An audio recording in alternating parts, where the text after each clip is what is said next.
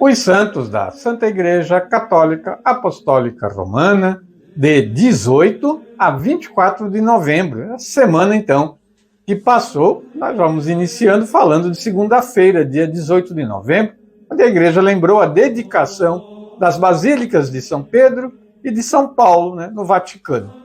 Celebra-se o aniversário de duas grandes basílicas pontifícias, a de São Pedro e a de São Paulo, São Pedro no Vaticano e a de São Paulo fora dos muros, mas ali pertinho também, Elas estão localizadas em Roma, capital da Itália.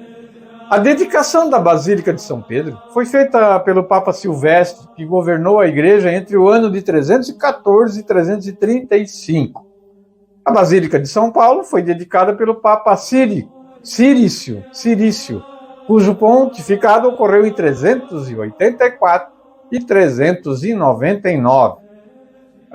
E está na cripta da Basílica de São Pedro, os restos mortais, de São Pedro, Descansam os restos mortais de São Pedro. E na de São Paulo, a de São Paulo. Nesta celebração das belas basílicas, são ressaltadas a importância dos dois apóstolos, chamados as duas colunas da Igreja. Um foi o grande condutor e o primeiro Papa da Igreja. O outro desbravou a evangelização e levou Cristo aos gentios, aos pagãos. Celebrando essa memória, deseja-se ressaltar a fraternidade entre os apóstolos e a unidade dentro da Igreja. São locais importantíssimos para o catolicismo por terem os corpos, as relíquias dessas grandes personalidades. Então essa data faz pensar que cada qual a seu chamado tem seu papel fundamental dentro do contexto eclesial. Isso serve para nós também. Vamos para terça-feira, 19 de novembro, dia de São Roque Gonzales e companheiros mártires. São Roque Gonzales de Santa Cruz nasceu em Assunção, no Paraguai, no ano de 1576, filho de pais espanhóis. Desde cedo, São Roque preocupou-se com a sorte dos índios, cuja língua ele dominava. Pouco a pouco, a vida fora passou a conhecer e atingir profundamente a alma guarani. Recém-ordenado, o padre Roque já teve sua primeira missão junto aos índios ervateiros, que trabalhavam em verdadeira escravidão, na Serra do Maracaju, ao norte de Assunção.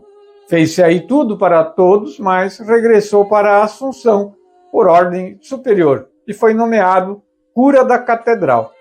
Seu trabalho missionário atraiu o ódio dos feiticeiros e dos maus índios. E assim, a 15 de novembro de 1628, após a celebração da Santa Missa, emissários do soberbo feiticeiro Inheçu, que dominava a região próxima, descarregaram 2 violentos golpes de Itaiçá, a clava de pedra, na cabeça de Roque. Pouco depois, assassinaram também o companheiro de Roque, padre Afonso Rodrigues. E no dia 17 foi a vez do padre João de Castilho, a 50 quilômetros de Caaró. Momentos difíceis daquela época. Quarta-feira, 20 de novembro, solenidade de Cristo Rei do Universo. Em 325, aconteceu o primeiro concílio ecumênico na cidade de Niceia, na Ásia Menor. Na ocasião, foi definida a divindade de Cristo contra as heresias de Ário, a heresia ariana. Cristo é Deus, luz da luz, Deus verdadeiro do Deus verdadeiro. No ano de 1925, Pio XI proclamou o modo melhor para superar as injustiças, o reconhecimento da realeza de Cristo. A data original da festa de Cristo Rei era o último domingo de outubro, mas com a nova reforma de 69, foi transferida para o último domingo do ano litúrgico. Dessa forma, fica claro que Jesus Cristo, o Rei, é a meta da nossa peregrinação terrena. Os textos bíblicos mudam em todos os 3 anos, ano A, B e C, para que possamos conhecer plenamente a figura de Jesus. A solenidade nos chama a um recomeço, um novo caminho para os fiéis e aqueles que estão fora de seu reino, ansiando e aceitando uma nova vida em Cristo, que nos acolhe pela sua infinita misericórdia. Que possamos trazer e nos aproximar de Cristo, não com relutância, mas com prazer, amor e mais santos. E que nossa vida seja conforme as leis do reino divino, para que colhamos frutos felizes e abundantes. e considerados por Cristo como servos bons e fiéis, nos tornamos participantes com Ele no reino celestial de sua eterna felicidade e glória. Quarta-feira, então, solenidade de Cristo Rei. Quinta-feira, 21 de novembro, apresentação de Nossa Senhora no templo. A festa da apresentação de Nossa Senhora no templo recorda, segundo os evangelhos apócrifos, o dia em que Maria, ainda criança, vai ao templo de Jerusalém para se consagrar a Deus. Depois de ter celebrado a Natividade de Maria Santíssima no dia 8 de setembro, e 4 dias depois, dia 12, a festa do seu Santíssimo Nome, que lhe foi imposto logo após o seu nascimento. O ciclo mariano celebra neste dia a apresentação no templo desta jovem filha da bênção. A memória que a Igreja celebra hoje não encontra fundamentos explícitos nos evangelhos canônicos, mas algumas pistas no chamado Proto-Evangelho de Tiago, livro de Tiago, ou ainda História do Nascimento de Maria. A validade do acontecimento, que lembramos, possui real alicerce na tradição que a liga à dedicação da Igreja de Santa Maria Nova, construída em 543, perto do Templo de Jerusalém. 22 de novembro, sexta-feira, dia de Santa Cecília, padroeira dos músicos e cantores, padroeira também da comunidade aqui da Barra do Coxo, Santa Cecília. Santa Cecília era uma nobre jovem romana que foi martirizada por volta do ano 230, durante o império de Alexandre Severo e o pontificado de Urbano I, era o Papa na época. Seu culto é antiquíssimo. A basílica, ela dedicada no bairro romano de Trastevere, é anterior ao Edito de Constantino. Em 313, ele decreta o domingo como dia ferial, e a festa em sua memória foi celebrada no ano de 545. A narração do seu martírio está contida no Passio Santa Cecília, um texto mais literário que histórico, caracterizado por uma forte conotação lendária. Segundo o Passio, Santa Cecília era esposa do patrício Valeriano, para quem, no dia do matrimônio, revelou ter se convertido ao cristianismo e ter feito o voto de virgindade perpétua. Por isso, não poderia viver as relações matrimoniais. Além disso, indicou que ele fizesse o mesmo. Valeriano aceitou, então foi catequizado e batizado pelo Papa Urbano I. Santa Cecília morreu após 3 dias de agonia, durante os quais doou todos os seus bens aos pobres, a sua casa à igreja. Não podendo mais pronunciar sequer uma palavra, continuou a professar a sua fé em Deus uno e trino apenas com os dedos das mãos. A história do martírio de Santa Cecília é muito bonita, claro, a gente não consegue trazer tudo aqui.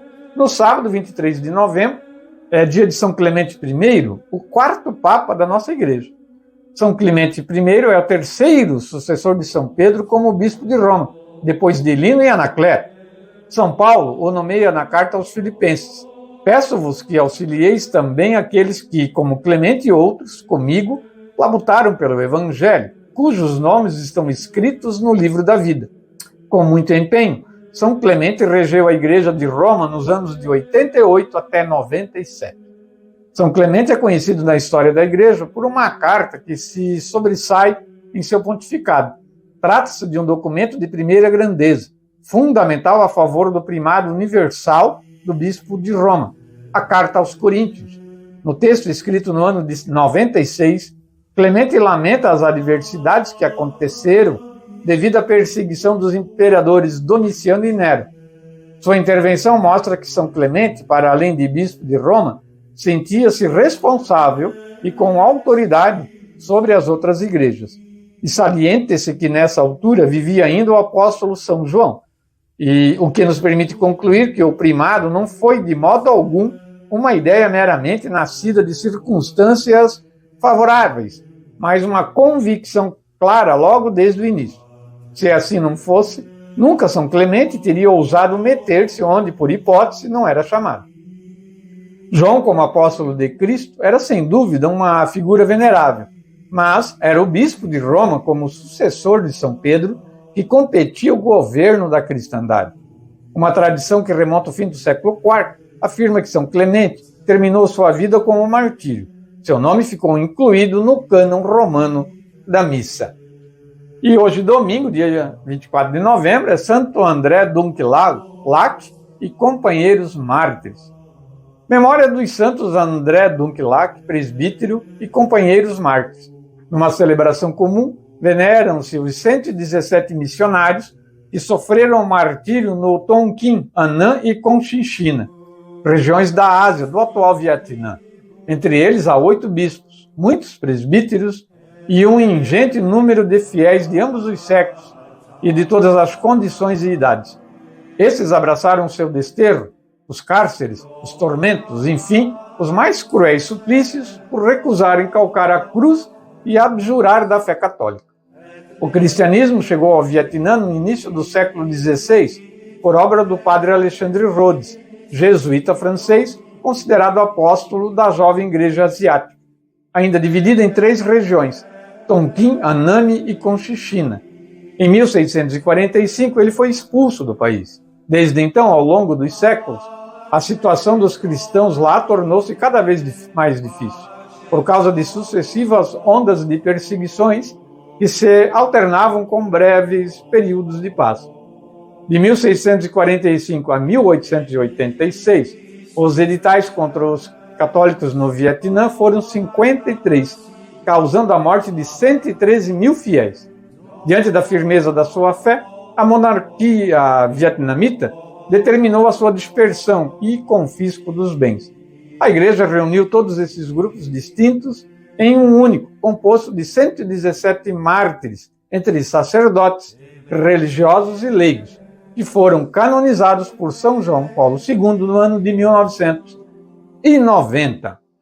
Muito bem, o texto, que o quadro Os Santos da Santa Igreja Católica Apostólica Romana utiliza é do site católico cançãonova.com, aqui bem resumido, mas a vida dos santos, de cada um deles, é muito bonita. Para encerrar o quadro de hoje, vamos ouvir o salmo da liturgia deste domingo, Salmo 92. Deus é rei e se vestiu de majestade. Glória ao Senhor. Vamos ouvir.